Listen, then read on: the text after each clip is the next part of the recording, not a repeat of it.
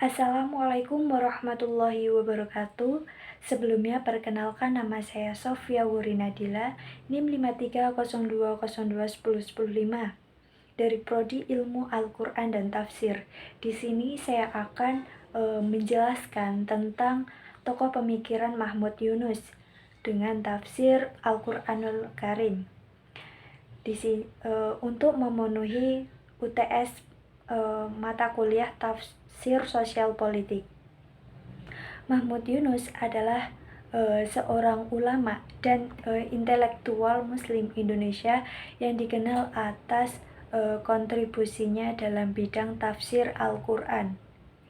Nah, Mahmud Yunus ini dilahirkan tanggal 10 Februari 1899 Masehi, bertepatan dengan tanggal 30 Ramadan 1316 Hijriah, di Desa Sungayang, Batu Sangkar, Sumatera Barat. Beliau itu wafat pada tanggal 16 Januari 1982 Masehi pada hari Sabtu, dan bertepatan pada tanggal 20 Rabiul Awal 1402 Hijriah.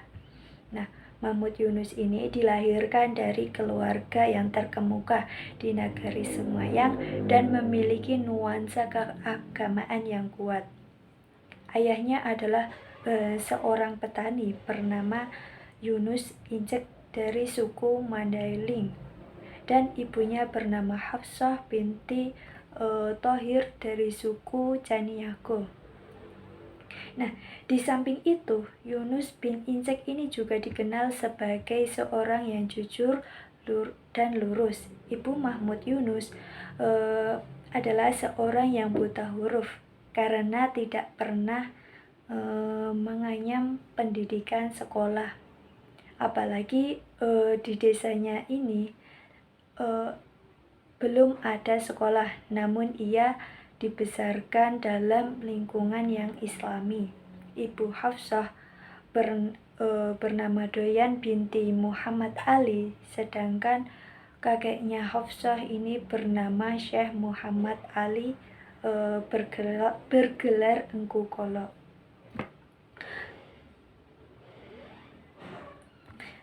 Ketika umur 7 tahun, ia belajar membaca Al-Quran di bawah bimbingan kakeknya yang bernama Muhammad Tahir bin Muhammad Ali dengan gelar Engku Kedah. Kebetulan kakek beliau itu atau seorang laki-laki dari Doyan binti Muhammad Ali atau Ibu Hafsah.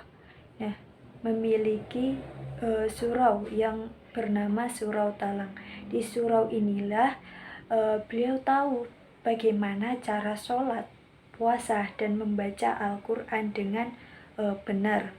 Berkat ketekunannya dalam waktu kurang dari 1 tahun, ia dapat menamatkan Al-Quran atau mengkhatamkan Al-Quran.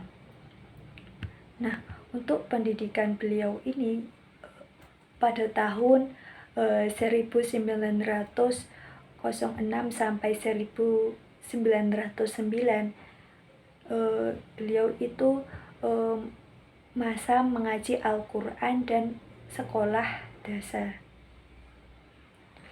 Kemudian di tahun 1910 sampai dengan 1916 masa belajar di madrasah. Kemudian di tahun 1917 sampai 1923 beliau masa mengajar di madrasah dan pergi haji ke Tanah Suci.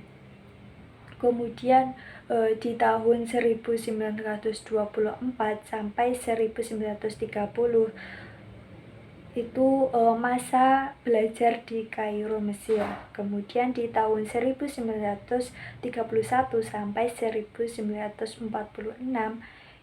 masa mengajar di Indonesia. Kemudian di tahun 1947 sampai dengan 1956 beliau itu masa bertugas di Departemen Keagamaan, merangkap dosen atau menjadi dosen. Kemudian di tahun 1957 sampai 1970 beliau ini menjadi rektor pada perguruan tinggi Islam sampai dengan pensiun. Nah, Mahmud Yunus juga berperan aktif dalam pembaharuan pemikiran Islam di Indonesia dan dalam bidang pendidikan.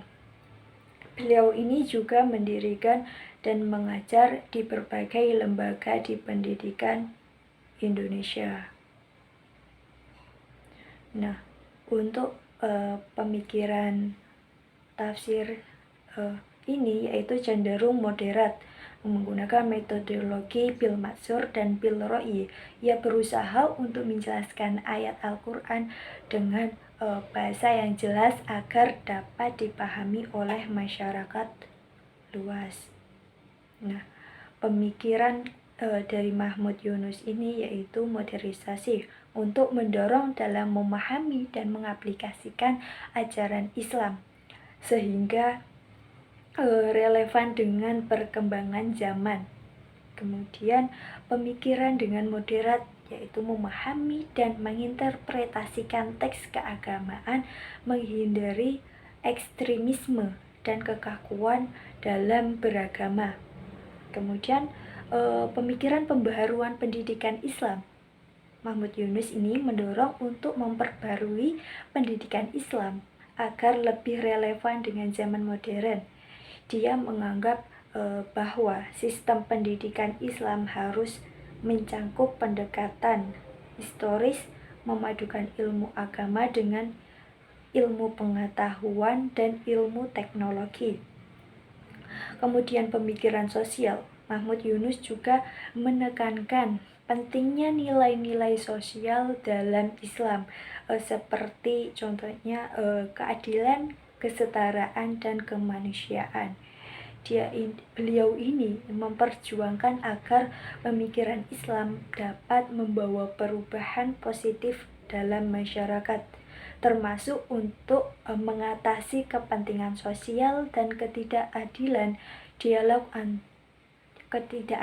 Kemudian ada dialog antara agama. Nah, Mahmud Yunus sangat memperjuangkan dialog antar agama sebagai sarana untuk mempromosikan pemahaman dan kedamaian antara umat beragama yang berbeda. Pemikiran Mahmud Yunus ini yaitu mencerminkan upaya untuk menyelaraskan ajaran Islam dengan tantangan zaman modern, serta untuk mempromosikan pesan-pesan kemanusiaan dan perdamaian yang terkandung dalam ajaran agama tersebut. Nah, kemudian untuk metode yang digunakan dalam tafsir Al-Quranul Karim yaitu dari segi teknik penafsirannya, Al-Quranul Karim karya Mahmud Yunus ini lebih banyak mengambil teknik-teknik tahlili, yang mana penulisannya ini menguraikan makna yang dikandung oleh Al-Quran, ayat demi ayat dan surah demi surah sesuai urutan di dalam mushaf. Kemudian karya tafsir Mahmud Yunus ini secara umum dapat dikatakan banyak mengambil teknik tahlili. Namun di beberapa tempat ayat-ayat Al-Quran ditafsirkan dengan secara global. Kemudian untuk corak adab yang digunakan yaitu corak adabi ijtimai, yaitu menjelaskan bahwa Al-Quran merupakan kitab hidayah atau petunjuk bagi manusia. Oleh karena itu, Al-Quran perlu difungsikan dalam ditransformasikan dalam kehidupan nyata melalui penelaah terhadap nilai-nilai yang terkandung dalam Al-Quran. Satu keyakinan corak ini adalah bahwa Al-Quran tidak menghambat kemajuan, tetapi justru mengisi kehidupan dengan nilai-nilai yang bersifat abadi. Kemudian corak ilmi Mahmud Yunus dalam tafsirnya yaitu mencoba menyesuaikan ayat-ayat Al-Quran terhadap perkembangan ilmu, yaitu perkembangan ilmu pengetahuan modern, menyatakan bahwa tujuan dari penulisan karya tafsirnya adalah menerangkan dan menjelaskan petunjuk-petunjuk yang ada di dalam Al-Quran untuk diamalkan oleh umat Islam pada khususnya dan umat manusia pada umumnya. Nah, Mahmud Yunus juga secara khusus menyebutkan dalam tafsirnya bahwa ia menambah dan memperluas keterangan ayat yang berhubungan dengan masalah-masalah ilmiah untuk dipelajari oleh kita penerus bangsa.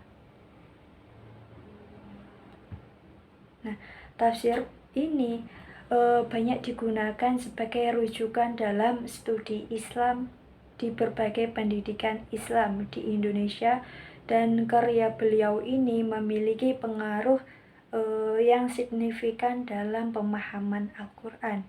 Nah, jadi kitab tafsir Al-Quranul Karim karya Mahmud Yunus ini yaitu bisa digunakan sebagai rujukan penelitian. Nah, mungkin sekian yang dapat saya sampaikan. Wassalamualaikum warahmatullahi wabarakatuh.